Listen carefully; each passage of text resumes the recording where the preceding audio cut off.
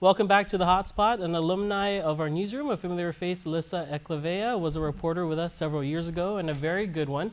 She left to start a family and shortly thereafter had a wonderful son, Kingsley. Unfortunately, she and her husband also shared their struggles with a rare and dangerous medical condition he faces that challenges their family every day. Alissa is with me now talking about raising awareness for EB. Thank you so much for joining us today. It's great to have you back here in the studio. I'm so excited. I just love how everyone is so welcoming and how you're very comfortable to talk with. Thank you so much for having me here again. Of course, and so we're here. We have the pin on, not for the week, same design as your shirt there. Yes. And so for those who don't know, what is EB and how has it affected your son Kingsley, right? Epidermolysis bullosa is a blistering skin disease, and it is very rare. You literally have a less than 0.004% chance of having a child with EB. So EB, that's short for epidermolysis bullosa, is also known as the butterfly disease and nicknamed the worst disease you've never heard of. So with Kingsley's condition, he gets blisters out of nowhere, second and third degree burn blisters. So when he was first born, we were told that we can't pop the blisters. Early on, I learned, and through my research, because that's what I like to do, that's what I went to school for, is research. And I learned that his symptoms were worsening as the blisters grew. So I came across pemphigus vulgaris, which was an autoimmune disease, and then epidermolysis bullosa. We were really shooting for pemphigus vulgaris because there's actually a treatment.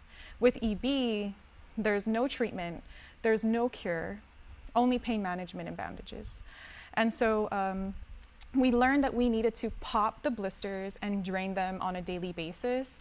And his skin is not strong like ours. So you take two pieces of Velcro and you put them on top of each other.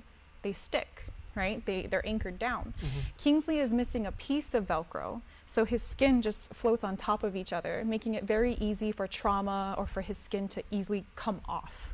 So in the instance that he falls, his skin would come off.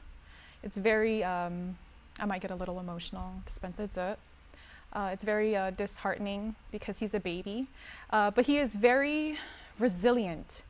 Kids his age, I feel, they try to understand it. And then even people my age, everyone around us always try to understand EB, but they don't really understand the full scale of it until they see him fall, unfortunately. But I wanted to give some good news. So Kingsley, there is now a treatment available in Austria. And before, there was absolutely nothing in the world. There was a treatment, an experimental treatment that we wanted to get him to in the United States. But with the pandemic happening, all the funds that were going towards, research into everything and anything ended up going straight to the vaccine, which is fine. I'm happy we have a vaccine, right? Mm-hmm. But so we are doing the pins, the awareness pins.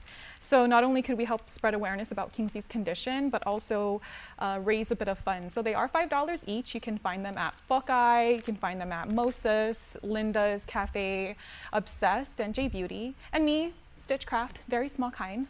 And I'm just really excited that the community has constantly supported us in our endeavors.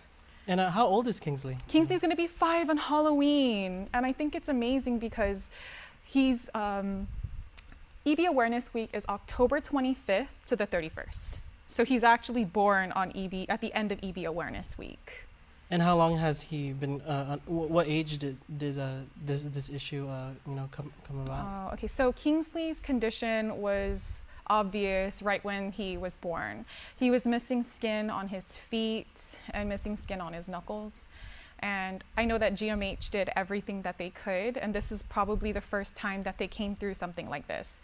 We were hoping that he just overbaked, stayed in there a little too long, but as the weeks went by, his skin would heal, but then blisters would come out. And the way we would communicate the size is we would utilize coins.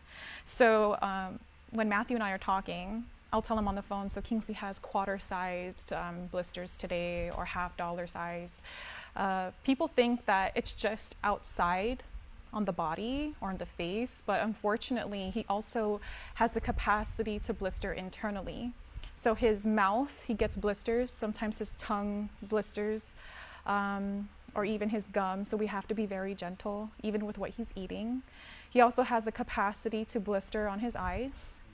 And it's been a real journey with not just spreading awareness about Kingsley's condition, but also just the daily routines that we have. Yeah, and I wanted to ask you about that. What is a typical day for you as his mom, keeping an eye on him, but also is there a community of support on Guam that you felt, maybe parents or friends in similar situations? So that's very interesting that you asked that question, because in the beginning, Matthew and I, we felt very alone because we were searching for answers, and Guam at the time didn't have a dermatologist. I am so grateful for Dr. Edna Santos because she has advocated for us since the beginning of Kingsley's journey. Because of her, we did feel like there was hope, and she also had experiences with similar cases previously in her time of being a doctor, so that did help us. But a lot of people did assume that Kingsley just had eczema, and I wish he did. I'm not watering down anybody else's experiences with eczema or psoriasis, but with Kingsley having no treatment, it breaks my heart because he didn't ask for this. He doesn't even know what it's like to not be in pain. Every day this kid is in pain, and yet he smiles. And so the part that I feel like we didn't feel so alone is when we started giving out the awareness cards. So there are cards in the back of these EB pins, so that way you can know more about him. And I developed these cards because people would oftentimes look at Kingsley like, why is he bandaged? What is wrong? Is he being abused? And being on Guam, everyone looks out for children because our culture is surrounded by putgun, right? Some people assumed that I abused my baby in the beginning. And it was really hard because I was a new mom doing the best that I could. And for people to look at me like I was abusing my child, it's like the worst feeling in the world when you're doing your best. So to combat that, I realized that they just didn't know. They were just concerned for Kingsley because he looked like a cute little mummy. You know, he had bandages everywhere. So I give out the cards, and afterwards they would come and talk to me about their experiences. So through Kingsley and through the Wave and through Guma, through all these different businesses, we have come together and they have given us support. Be that it may donations, words of encouragement, prayers, and also just them talking to their children about Kingsley's condition. And so let's talk about that support, because you do have an event and a fundraiser as well. Can you tell the community how they can support this fight? Oh yes, okay, so we do have a wave on October 25th at 5 o'clock. And I'm really excited that people are willing to come over and wave with us. It is over across ITC. So if you don't purchase a pin for $5, you can go ahead and just bring or wear red or bring your whatever posters you would like to bring. I am hoping that if anyone wanted to bring some refreshments like water, it would be very helpful because we are currently having everything out of pocket. We don't have a nonprofit organization. We haven't sought nonprofit organization support because I feel like they're also battling something within themselves. But if you can please come through, we do have a bunch of people who are saying they're coming. We have a bunch of different businesses, so it'll be fun. All right, well, we'll be sharing that flyer right now that's up on the screen, also on our social media. Thank you so much for sharing your story, your family's story. I can definitely tell how much love you have for your son, and I really appreciate you advocating for this cause. I did want to give you the chance. I know he's in school right now, but maybe he'll watch this at home on YouTube. Did you want to give Kingsley a little shout out before you head out? Yes, I would love to. Kingsley, I love you so much. You are so very loved, and everybody on Guam is rooting for you. People in the States, people worldwide are rooting for our fight with you. We love you, Kingsley. All right, Alissa, thank you so much. Looking forward to catching up after the event as well. So yes. We'll be sharing that info online. And coming up, we have another interview. We're going to tell you about a job, training, and employment opportunity for residents of Guam with the ongoing recruitment for bus driver boot camp. Stay tuned.